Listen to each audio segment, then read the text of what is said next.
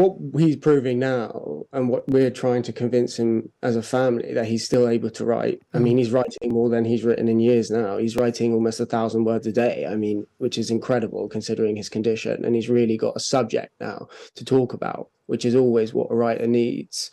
First of all, what is the latest on your dad and his condition? What happened to him, and what do doctors say about, what's his prognosis?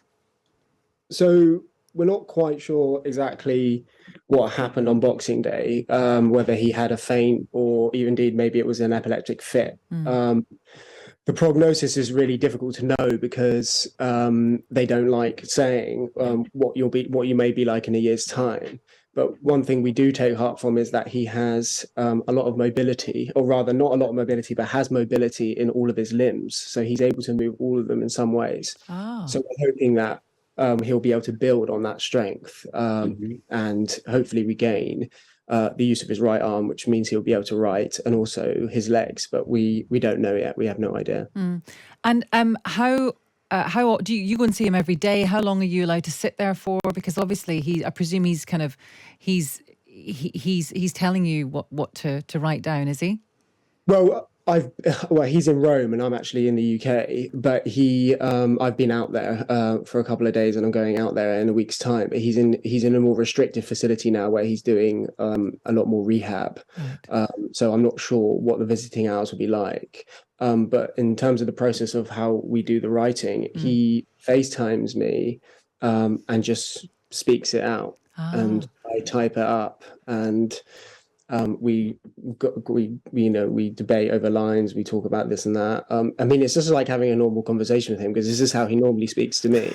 Yes. Except it's this sort of new poignancy because he's actually talking about a horrific situation. But when he's not, I find, it's just like my dad speaking to me. So it's incredible that these sort of ramblings, he would describe them as, have gained huge resonance with people, because for me it's just how he's always like.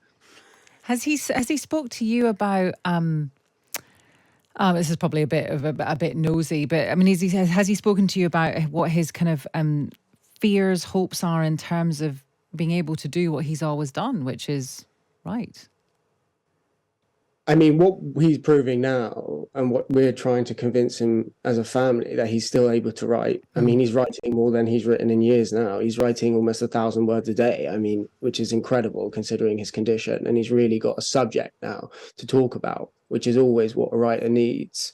So I don't think he has any fear that he's going to be able to write. I think the fear he really has is he doesn't want to be totally reliant on the people around him. We all need our own autonomy. We need to be able to do the things for ourselves, and the idea that you'll have to rely on your family to do everything for you for the rest of your life is a horrific thought, and we are intent for that not to be the case, and so is he. But in the meantime, while he is reliant on us, we can engage him in creative endeavors and get him writing, get him talking about the experience. And that gives him a lot of heart. I mean, he's living for it now. I mean, when I call him every day, the conversations aren't like about how depressing and terrible life has become. They're about, okay, what are we doing next? What's your next blog post going to be like? What are we going to talk about? You should talk about this. You should tell them about that. In 3 months' time, what do we want to produce? Blah, blah, blah. So it's just about trying to turn a really bad situation into something that's more interesting, because he's always been his sort of philosophy in life, is how do you make it interesting? How do you tell that story? Yeah. Was there one of them, one of the posts, was there a particular post that really kind of got to you or affected you? I mean, the one that kind of sticks out for me, there've been so many, but there was one where I think he said he got it just shows his vulnerability in the position that he's in there, where he got his head wedged down the side of the hospital bed and he was just stuck there for ages. I know, it just shows how helpless you are when you can't move your limbs properly. They are horrific, but when they come out, I mean, he just tells them so matter-of-factly. It's only when you read them back after reading, I go, God, that would have been awful that night. But actually, it's produced a really nice piece of writing. But then yesterday's one was quite depressing because he was very matter-of-fact at how he was feeling. And he didn't try to fluff it up in any particular way. And it does upset you a lot. I mean, of course, it's terrifying. But we've tried to convince him that he's in the worst predicament right now, which is the beginning, the period at the beginning where you're so disorientated, you really have no idea where you are, what it's going to look like in 5 months' time. We hope once we gain a sort of state of equilibrium when he comes home and he's recovering and he's producing more and more work, that he'll gain his potency back in some form. But at the moment, of course, it's horrifying. And what is the plan for bringing him home? I mean, have you got a kind of timescale? Well, I mean, it's all about whether a facility opens up here. He's in a really, really good facility in Rome now, and moving a patient when they're in that state is, it has its perils. And when he comes back here, he needs to be put immediately into a facility. He can't be put into a holding facility. And so it just really depends on when a facility opens up here and we can move him here.